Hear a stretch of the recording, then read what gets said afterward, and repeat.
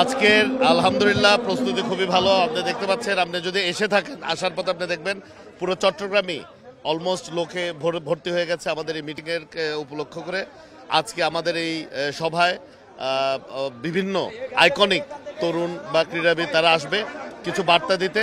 আমাদের এখান থেকে যে অধিকারটা আমরা দিতে চাচ্ছি সেটা হলো তারুণ্যের যে রাজনৈতিক অধিকার এতদিন যেটা ছিল না, সেটাকে পুনঃপ্রতিষ্ঠিত করার জন্য আমরা তরুণদেরকে ঐক্যবদ্ধ করতে যাচ্ছি। একই সাথে দেশ গঠনে বা দেশ পরিচালনায় তরুণরা যেন আরো জোরালো ভূমিকা রাখতে পারে সেই প্রচেষ্টাই আমরা করব।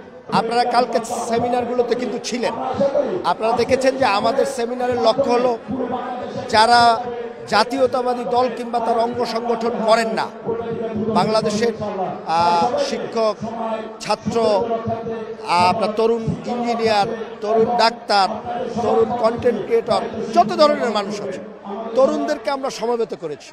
তারা কি ভাবছে দেশ নিয়ে, ভবিষ্যৎ বাংলাদেশ নিয়ে, বাংলাদেশের বেকার সমস্যার সমাধান নিয়ে, বাংলাদেশের অর্থনীতির উন্নতি নিয়ে, সব দিক থেকে তারা কি ভাবছে সেই জিনিসগুলো তারা আমাদেরকে বলেছে। তারা কিন্তু আমাদের সমালোচনাও করেছে, আমাদের কিভাবে চলা উচিত সেই বিষয়ে তারা তাদের মতামত প্রকাশ করেছে। এই জিনিসগুলো জানছি, আমরা বোঝার চেষ্টা করতেছি এবং এই তরুণদের যে চাহিদা, এই চাহিদাকে কেন্দ্র করেই কিন্তু আমাদের দলের পরিকল্পনা। এবং ভবিষ্যতে যদি জনগণের ভোটে কখনো আমরা রাষ্ট্র পরিচালনার সুযোগ পাই বাংলাদেশ জাতীয়তাবাদী দল, এই তরুণদের যে চিন্তাভাবনা, সেই চিন্তাভাবনাগুলোকে বাস্তবায়ন করবে এবং সেটিকে তারা একটি সেই জন্যই কিন্তু তাদেরকে আমাদের নিয়ে আসে এবং তাদের মতামতগুলো জানায়। এবং আপনারা দেখেছেন আমাদের আমন্ত্রণে তারা সাড়া দিয়েছে। কালকে তারা কিন্তু সরাসরি প্রশ্ন করেছে, অনেক প্রশ্ন হয়তো আমাদের বিপক্ষে হয়ে গেছে, বাট আমরা এগুলোকে স্বাগত জানাই। আমরা বিশ্বাস করি যে আমাদের ভুলগুলো তাদের পরামর্শের মাধ্যমে আমরা সংশোধন করব, আমরা নিজেদের আত্মসমালোচনা করব এবং আমরা নিজেদেরকে সংশোধিত করে পরিপূর্ণ যতটুকু সম্ভব ততটুকু মানুষ বা রাজনীতিবিদ হিসাবে গড়ে তোলার চেষ্টা করব। আজকে যে সমাবেশটি, এই সমাবেশটির নামই হলো তারুণ্যের অধিকার প্রতিষ্ঠার সমাবেশ।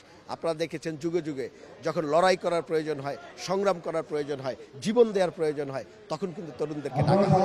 কিন্তু পরবর্তীতে যে তরুণদের যে চাহিদা, তার যে আকাঙ্ক্ষা, সেই আকাঙ্ক্ষার পরিপূর্ণ বাস্তবায়ন কিন্তু হয় না। আমরা চাই তরুণদের সেই আকাঙ্ক্ষাগুলোকে বাস্তবায়নের জন্য সবাই মিলে আমরা উদ্যোগী হবে, সেই বিষয়টাকে সবাইকে জাগ্রত করা এবং এই দাবিগুলো নিয়েই কিন্তু তরুণদের চাকরির বিষয়ে সমস্যা আছে, তরুণরা চাকরির বাইরে গিয়ে উদ্যোক্তা হওয়ার যে সম্ভাবনা আমাদের দেশে আছে সেই জায়গাগুলোতে সমস্যা আছে। তরুণরা আমাদের দেশ থেকে বিদেশে, যে আপনি জানেন একটি কর্মসংস্থানের ব্যবস্থা আছে, সেখানেও চরম অব্যবস্থাপনা আছে। এর কোনো সমস্যার সমাধানই কিন্তু আমরা দেখতে পাচ্ছি না। আমরা মাঝে মাঝে কিছু আশ্বাস পাচ্ছি, তো সেই জায়গাগুলোতে আমরা অনেকটাই হতাশ।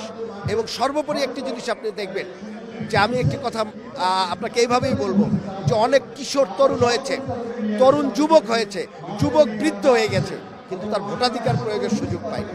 তো গত 17 বছর যেই জিনিসটির জন্য লড়াই হয়েছে, তরুণরা তার প্রথম ভোটটি দিতে চায়, যেই বয়সের মাপকাঠিতে গিয়ে পৌঁছাক, এবং সে চায় তার ভোটের মাধ্যমে যে জনপ্রতিনিধি নির্বাচিত হবে তারা রাষ্ট্র পরিচালনার দায়িত্ব নেব।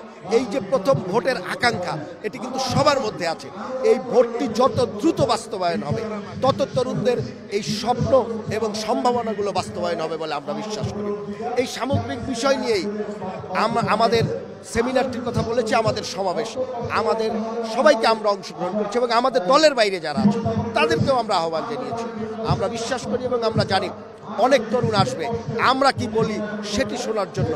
আবার আমরা মুখিয়ে থাকি যে আমাদের কাছে তরুণ প্রজন্মের কি প্রত্যাশা, সেটি হোক আমার দলের, হোক আমার বাইরের, যে কোনো ধর্ম বর্ণ নির্বিশেষে, সকল পেশা অঞ্চল নির্বিশেষে সবার যে চাহিদাগুলো, সব চাহিদা এবং মতামতের ভিত্তিতে আমরা একটি কর্মপরিকল্পনা তৈরি করতে চাই। এবং আমি আগেও বলেছি, এখনও বলবো, আমাদের ভুল ত্রুটিগুলো সংশোধন করে আমরা তাদের মতো করে আমাদেরকে তৈরি করতে চাই। রাজনৈতিক দল যেমন তৈরি করতে চাই, তেমনিভাবে রাষ্ট্র পরিচালনার সুযোগ পেলে তাদের আকাঙ্ক্ষাগুলো বাস্তবায়নের জন্য এখন থেকে আমরা প্রস্তুতি নিতে চাই।